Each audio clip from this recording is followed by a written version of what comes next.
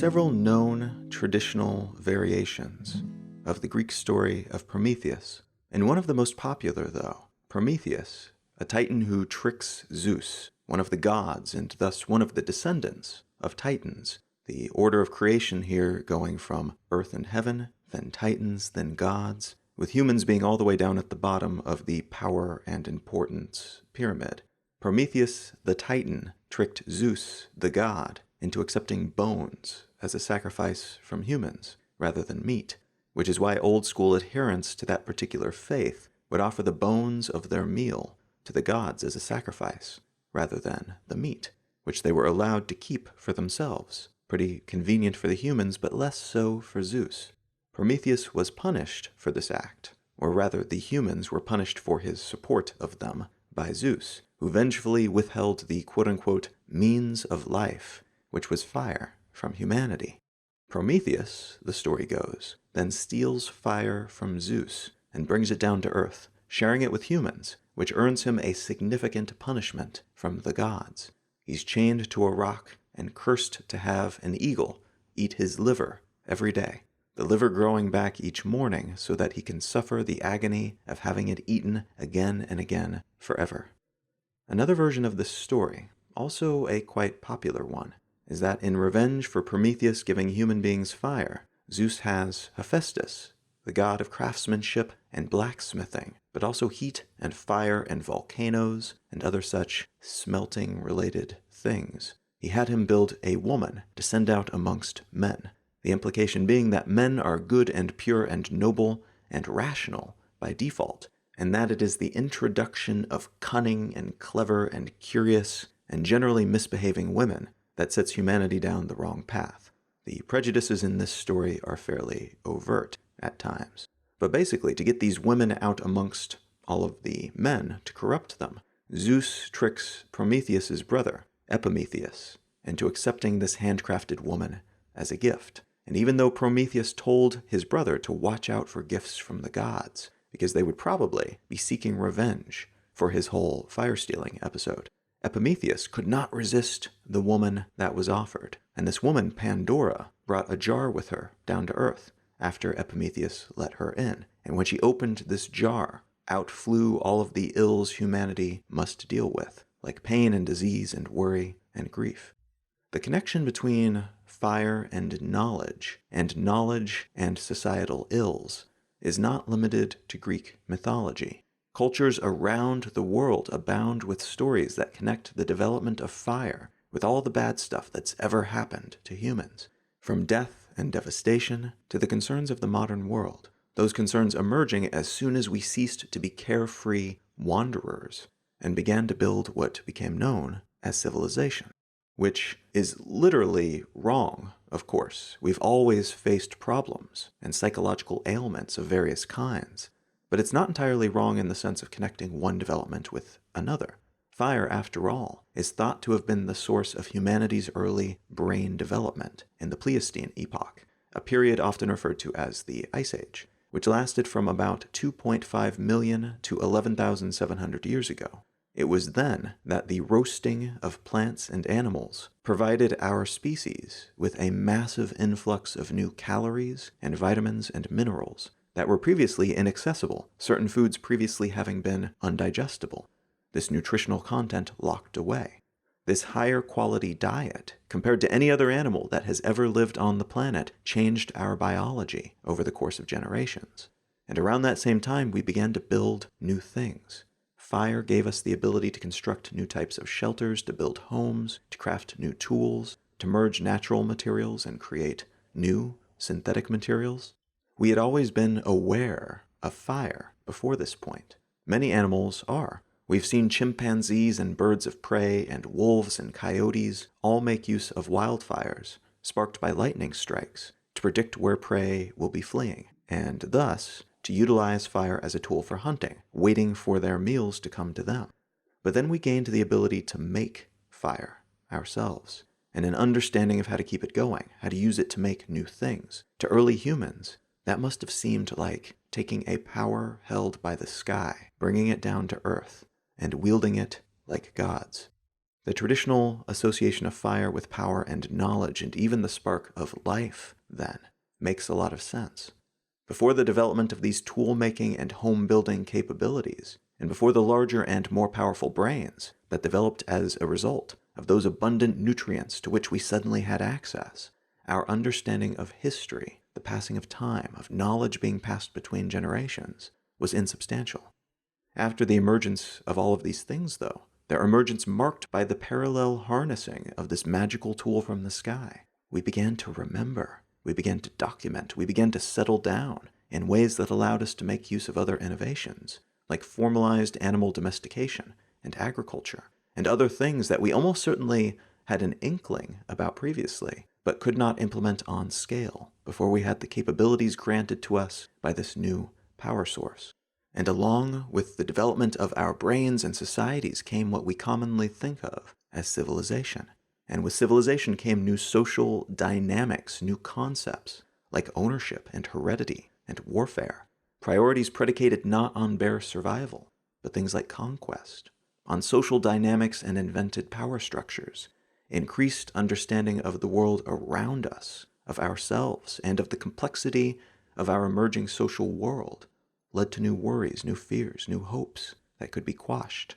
The spark of life that we'd been granted arrived around the same time as the opening of Pandora's box, the plucking of knowledge from the tree leading to the death of innocence, and the emergence of evil. This is a concept that exists in the traditions and myths and faiths of the Ekoi of Nigeria and the Aborigines of Australia and the Cherokee of North America. The Norse god Loki stole fire to bring it to humanity in Norway, just as Prometheus stole it for the humans in Greece, indicating that this is probably a revelation, a world-changing event that was captured in told and retold again stories. Stories that emerged independently around the world over and over and over again throughout history as human beings began to mentally wake up, to remember, and to build the foundations of a wildly imperfect civilization.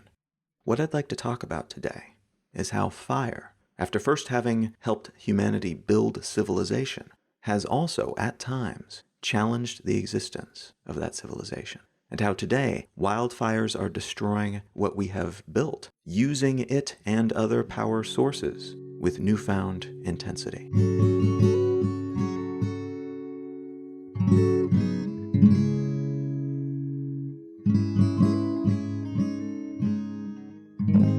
You are listening to Let's Know Things. I'm Colin Wright. Let's Know Things is an independent, listener-supported show. If you're enjoying what you hear, if you're finding some value in this podcast, consider becoming a patron at patreon.com/letsknowthings. Among other things, becoming a patron at any level, contributing any amount each month, will gain you access to an additional episode of the show each and every month. A huge thanks to everybody who is helping to support this show, who is making those episodes and all of these free and open access episodes possible as well. That means a great deal. Thank you very much. All right, let's get back to the show.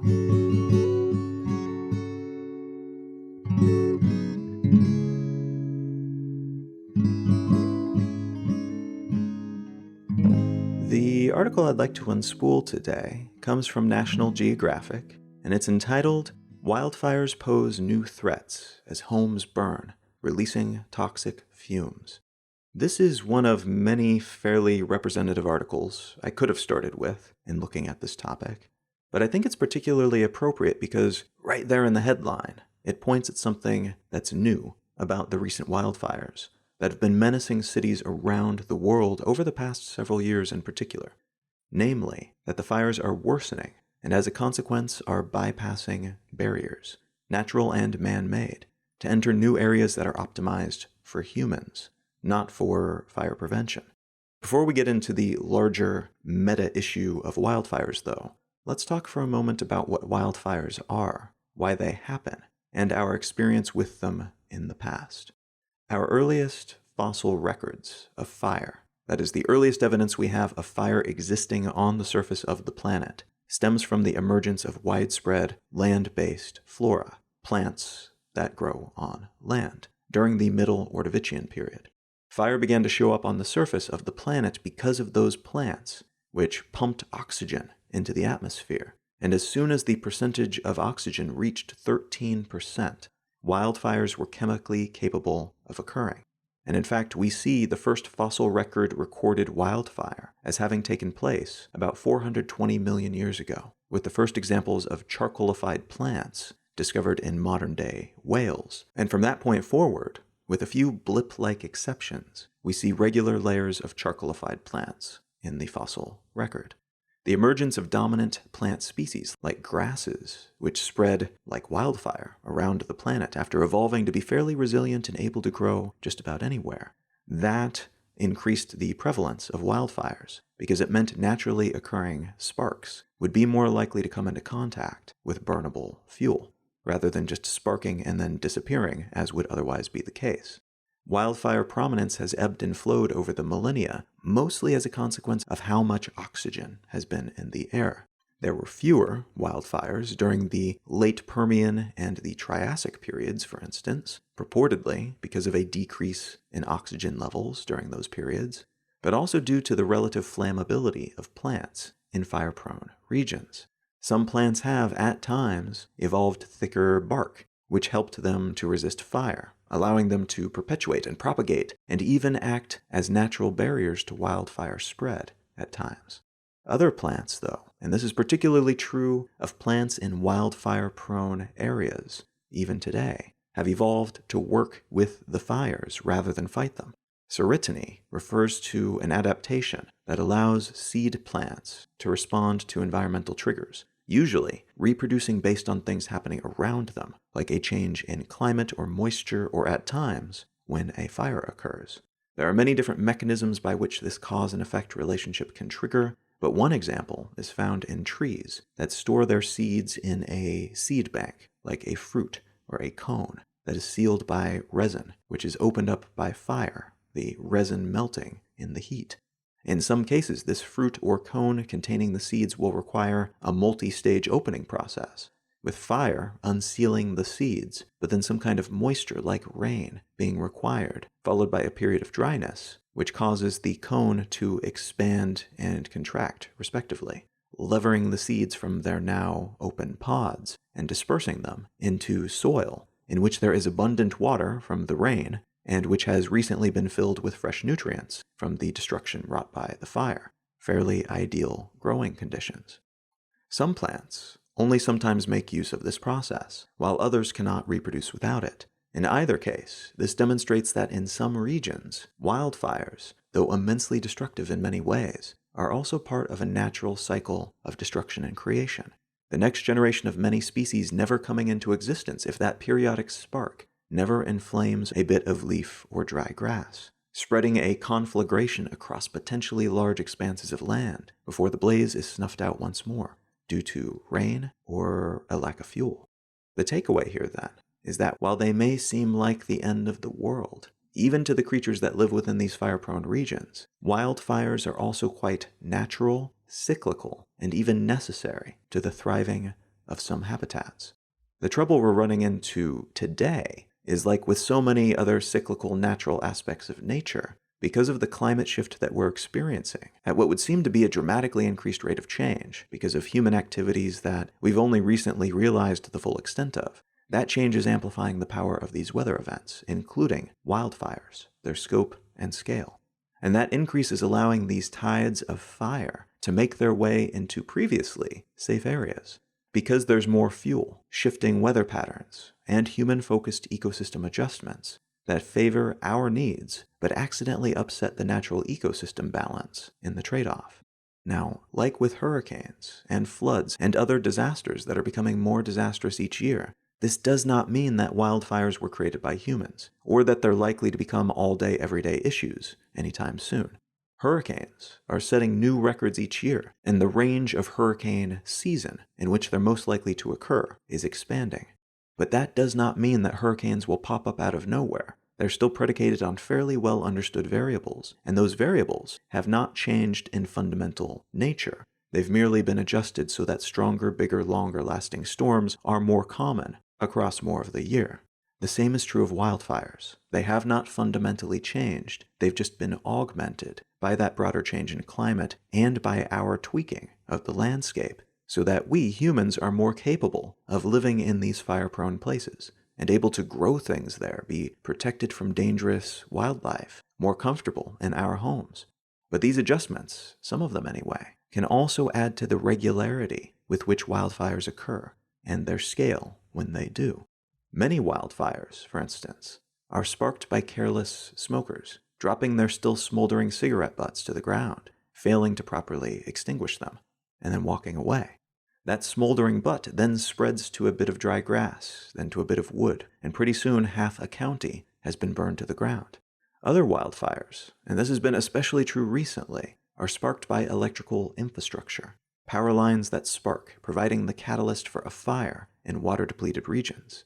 That water depletion can be caused by human-amplified climate change, but it can also be the result of draining a region's aquifers, lowering the water table, and thus sending more reliable water to nearby homes and factories, which is great for humans, but in turn diminishing the amount of water to which local plants have access, creating an artificial drought or amplifying a naturally occurring one. It's estimated that about 90% of wildfires these days are started by humans. So fireworks setting something alight, campfires left unattended, smoldering cigarette butts, sparking or downed power lines, and also intentional arsons, people setting fire to things, either with the intention of seeing them spread or with the intention of burning a piece of paper or their enemy's house, only to have that smaller fire spread out of their control. The remaining 10% of wildfires today are mostly set by lightning or lava. The year 2019 has not been as active numerically as 2018 when it comes to wildfires. There were 52,080 wildfires around the world from January 1st, 2018 through November 22nd of that same year, and only 46,706 during the same date range in 2019. But, and this is a big but, more of the wildfires in 2019 took place in densely populated areas. So while there were more wildfires in general in 2018, there were more that required the evacuation of a great many people this year compared to last year. 2017 was way bigger than both 2018 and 2019, though, with 71,499 wildfires, and 2016 was bigger than both 2018 and 2019, but smaller than 2017, coming in at 65,575. Again, though, the number of fires, while not completely arbitrary, because it means more chances for some of those fires to become truly massive, is less important than the size of the fires and where they take place. 2016 through 2019 saw about 5.4 million, 10 million, 8.8 million, and 4.6 million acres of land burn, respectively. But 85 people died in just one fire in 2018. And over 200,000 people had to be evacuated in 2019. So there are different metrics by which we might judge the destructiveness of these fires, and many of those metrics show these fires growing increasingly destructive of human infrastructure and human lives in recent years. And those are just the human metrics. Every single wildfire kills thousands or millions of animals and plants. And some, like the wildfires currently burning, as I record this, in the Amazon rainforest, which is not the type of forest that benefits from wildfires, by the way, have resulted in about 2.25 million acres of ecosystem loss in a vital planetary carbon sink, meaning it's housing a bunch of CO2 that would otherwise be in the atmosphere, and which is released into the atmosphere by these burnings. And it's a place that is one of the most biodiverse ecosystems on the planet, meaning there are gobs of different creatures and plants densely populating this area, and thus the potential for extinctions within the various micro-ecosystems in the Amazon is much higher relative to ecosystems of a comparable size elsewhere. The burning of the Amazon is the result of slash-and-burn deforestation techniques being used by farmers and cattle ranchers in Brazil, who see the forest as a hindrance to them planting more crops and raising more cattle. This method of land clearance is technically illegal, but that illegality is seldom enforced, which means it's frequently used, and frequently on a scale that allows the fires they set for land clearance to spin out of control, leaving the farmers and ranchers with the cleared land they wanted, but also clearing huge swaths of rainforest beyond their property boundaries, which, it would seem, is an acceptable loss to these farmers and ranchers, and for the current government of Brazil, but which is considered to be a tragedy on a massive scale by most other governments around the world and essentially the whole of the scientific community in Brazil and elsewhere. Brazil and its neighboring countries are not the only regions currently on fire, and trying, but often failing, to get those fires under control. Over 2.5 million acres of Australia are on fire as I record this, with officials concerned that some of the blazes in New South Wales could merge into what are called megafires, individual wildfires that are large enough to themselves, individually, cover over 100,000 acres of land. Locals in Adelaide were recently advised to stay indoors due to the particulates in the air, carried by smoke from the nearby fires. And hundreds of people have been treated for breathing problems due to the air quality exceeding officially designated hazardous levels, which in some cases refers to certain toxic or otherwise harmful chemicals being burned and made airborne, but which in this case refers to an air index ranking, which indicates a level of particulates in the air that can physically harm people who inhale them, and which generally means a pollutant standards index, or PSI ranking, of over 300. That's what hazardous means in this case, which in practice means that there are enough microscopic bits of detritus in the air that we breathe that even healthy individuals without any respiratory ailments can be harmed and have trouble breathing, perhaps even long-term, if they inhale too many of these particulates. These fires also, somewhat famously, have led to the destruction of vast swaths of koala habitat, leading to some claims that the koala has become functionally extinct, with that term being called out by other experts who worry that such a claim may cause people to lose interest in the health and safety of an animal that has already been seemingly declared dead. In reality, there are still plenty of koalas, and they don't look likely to go extinct anytime soon, but huge chunks of their habitats have disappeared and continue to be threatened by future wildfires. And a large number of koalas have already been killed by these fires. So that was enough for a koala interest group on the eve of local elections to write up some stats with some alarming headlines, probably in order to drum up support for increased fire prevention and climate change-related efforts. Of course, the underlying issue here, in Australia and elsewhere, but in Australia perhaps more than most countries, is that of drought. Climate records based on substantial data show that the country has experienced a severe drought every 18 years or so since the beginning of available data. But in recent decades, marked decreases in rainfall have resulted in more severe and regular droughts, especially since 1994, but with a very serious so-called millennium drought lasting from most of 2000 until late 2010. Australia is currently in the midst of another ongoing drought, which began in 2017 and which has been exacerbated by consistent record-breaking high temperatures and an increase in bushfires, wildfires that take place in more rural parts of the country in 2019. Those thought to be bigger and more destructive than usual because of the prolonged drought and the impact it's had on the country as a whole, but particularly some usually wetter rainforest regions which have become drier than usual and thus more susceptible to fires. And as I mentioned earlier, these sorts of conditions are especially non-ideal for rainforests, which tend not to be adapted to survive fires.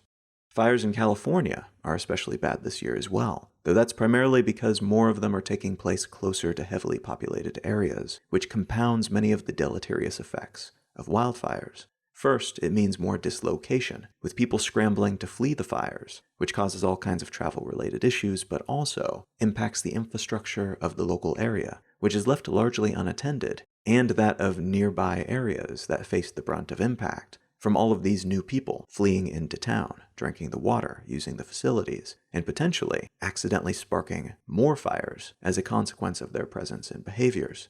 Second, it means more homes and other human-made infrastructure burning, which is quite a different thing from forests and other plant life burning, due to all the plastics and varnishes and synthetic chemicals in general that enter the air, which aren't always more harmful than fine particulates from the burning of natural things, but which can be, and that can lead to increased harm for humans and animals and plants, but also for the air and the ozone layer and the atmosphere. Third, more infrastructure also often means more fuels and other combustibles, which can dramatically and quite quickly expand the size and strength of a wildfire. What starts out as a slow-moving, grass-burning fire can reach a gas station or some cars or gas-filled pipes and literally explode, expanding to encompass an entire neighborhood or city in a very short time, confounding efforts to contain it and causing far more damage to that region but also to anyone nearby due to all the chemicals it casts into the air than it otherwise might cause.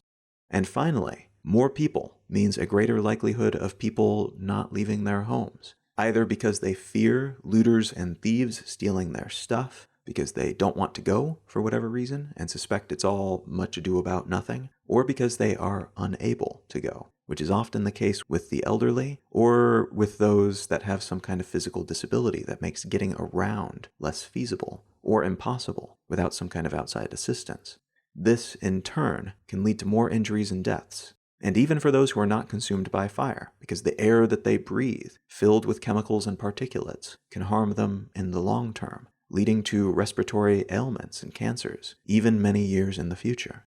Wildfires in California get a relatively large amount of press because it's a very wealthy area, even for the United States, but also because of the density of media entities located thereabouts. Just like many films and TV shows take place in LA because of logistics and prestige, so too do disasters taking place nearby get more press because of convenience and relative adjacency.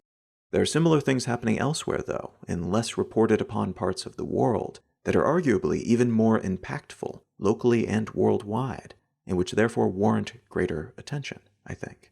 Reports from the country's Forestry and Environment Ministry have said that already by September of 2019, the fires burning in Indonesia have emitted more greenhouse gases than all of the fires burning in the country in 2018 combined. The 2019 fires, up to that point, had consumed about 2.12 million acres of land, and though the area was comparably smaller, the emissions were twice as large as those coming out of the burning Amazon rainforest, due in large part to the nature of the land in Indonesia, which is covered in peat, a bog-like, swampy landform that absorbs and stores CO2, but which then releases that CO2 back into the air when burned.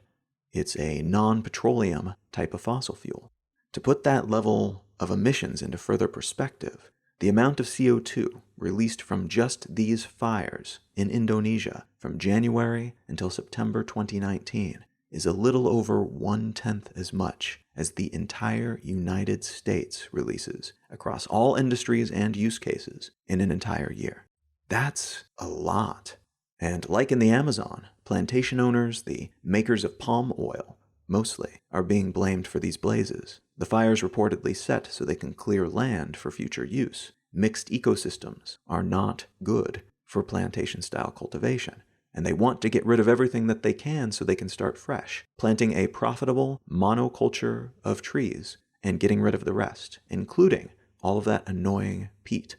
These fires have recently become the source of international conflict, as the ever-present cloud of pollutant-laden smoke from these wildfires, which previously left only the country's capital, Jakarta, and some other nearby cities and towns suffering, has now drifted over to Malaysia and Singapore and other portions of Southeast Asia, in some cases resulting in the canceling of school and work so that citizens in these other countries could stay indoors and avoid becoming ill from these clouds of border-crossing hazardous smoke. It's estimated that almost 1 million Indonesians have suffered from respiratory infections as a result of this smoke, and around 10 million children are at risk of developmental harm that can result from exposure to such pollutants when one's brain is still developing, and that these emissions put Indonesia in 6th place worldwide, behind the United States, China, India, Russia, and Japan in terms of carbon emissions for 2019. And all of that resulted from 389,048 official wildfires, 11% of which started in plantation areas, and about 50% of which have happened in ostensibly protected peatland regions, which is especially alarming because peat, again, is made up of essentially concentrated CO2, and it burns for a very long time, which means that some of these fires could burn and burn and burn and maybe keep burning for years, unless firefighters are able to get them controlled externally, which at the moment seems somewhat unlikely for both political and practical reasons. Ultimately, like every other natural disaster type that is currently increasing in strength and regularity, the extremes becoming more common, the chances of them occurring changing as the atmosphere and the climate changes, we'll need to figure out how to cope with wildfires of amplified scope and power, where these sorts of consequences will become the norm, eventually leaving huge portions of the planet borderline uninhabitable, and even those that are currently benefiting from these blazes unable to profitably utilize the land that they've worked so hard to clear. To some, this means building better infrastructure so that blazes are less likely to impact human settlements, our cities and towns that are currently demolished every time a fire rolls through. It's possible that we could make more things fireproof, build homes that are less prone to burning, and electrical cables that are less prone to sparking. And that would go a long way toward keeping these natural disasters from becoming human disasters as well. But it's also vital that we figure out new methods of agriculture, as a lot of what's happening right now in terms of human-amplified drought, and in terms of creating regions that burn quickly due to monoculture and the widespread clearing out of natural fire buffer zones, is a consequence of large-scale agricultural and ranching methods. Things that are arguably necessary currently because of the amount of food that we need to produce each year to feed the species, but which could quite likely be phased out in favor of more technologically sophisticated and increasingly urban-based methods of producing such food on scale, which would allow more of these regions to grow naturally, providing a buffer and making it more likely that when fires do occur, they don't spread in the same way, and they're largely beneficial to the local ecology. Of course, it's also possible, and according to some experts a little more likely, that changing the way we integrate with the natural world more holistically would be even more effective, figuring out ways to avoid amplifying droughts and accidentally starting fires in the first place by being more efficient with how we manage resources and implementing better regulations for how and where we utilize monoculture and build homes. This would, hopefully, if thought through and scaled up, reduce the amplification effect we have on this category of disaster, so that although there would still be wildfires in areas that are optimized for wildfires, we wouldn't inflate them to dangerous scales, and we wouldn't expand their range beyond what the local ecosystems can endure. We'd still have fires, in other words, but they wouldn't be tragic. They would just be one more natural thing that we can safely watch from a distance. What would be required to make this happen, though, is greater balance. And though there are a lot of experiments and plans being thought up and implemented, each imagining different ways to make better balance happen in the spaces where we humans and our societies interface with nature, most of them are still quite speculative. And because of the economic and political incentives that are in place right now, it's difficult to say how many of them will actually become realities and at what pace. There are a lot of benefits to the way that we do things now, and a lot of reasons that it would be difficult to move away from that. And we struggle against the realities and benefits of that status quo just as much as we struggle against the consequences that manifest as a result of that status quo. So it's a good bet that for the foreseeable future, like the strengthening floods and hurricanes and tornadoes and blizzards and seemingly every other type of disaster that we've ever experienced, wildfires will also continue to be an issue, and probably an ever-strengthening one, until we can figure out how to tweak the variables that are causing them to strengthen, becoming global disasters that negatively impact both natural systems and human systems, including the humans who are intentionally and unintentionally sparking them in the first place.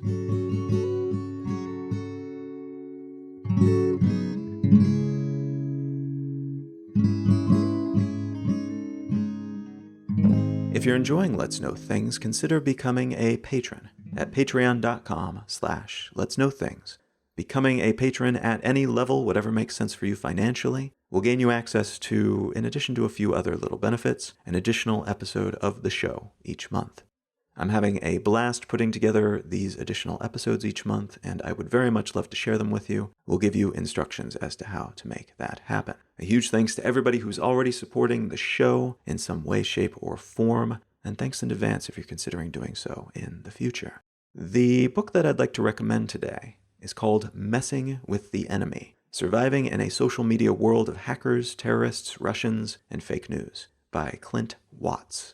I was actually searching for another book on disinformation and misinformation and social media strategy related to those things when I found this book. So I didn't know much about it going in, and it turns out that the author is someone who has had ongoing relationships with pretty horrible people on the internet via social media, and he conducted these relationships as a means of gathering information about these people, about where they could be found, about where they might be apprehended, and he was working not directly in collaboration with, but to the benefit of intelligence agencies in the United States and elsewhere. So he was working as kind of a self-declared freelancer, but with the intention of these efforts ultimately benefiting people who were trying to hunt down very dangerous terrorists, for instance. So there's a bit of narrative here, some of the story of him and his adventures in this world coming out, but also, most interesting to me, the types of things that you have to consider when working in this space, when dealing with very dangerous people in particular, but also the kinds of information that you can glean from people and their social media usage, if you are paying attention to such details and they are not. Over a long enough timeline, I think it's safe to say, most of us will give away something that we do not intend to because of our social media activities, even if our life depends on us staying hidden or hiding some other bit of information. The right person with the right knowledge using these tools can extract a great deal of information that we do not wish to share. So if you'd like to learn more about that world, here's some interesting stories coming from somebody who knows what they're doing within this space, consider picking up a copy of Messing with the Enemy by Clint Watts. You can find out more about me and my work at Colin.io. You can find my blog at exilelifestyle.com, and you can find the show notes for this episode and every episode of the podcast at letsknowthings.com. If you're enjoying what I'm doing here on the podcast, you might also enjoy my weekly news analysis column, which you can subscribe to at understandery.com. And you can feel free to say howdy on your social network of choice. I'm at Colin is my name on most of those. Those just Colin Wright on Facebook. Thank you so very much for listening. I'm Colin Wright, and I'll talk to you again next week.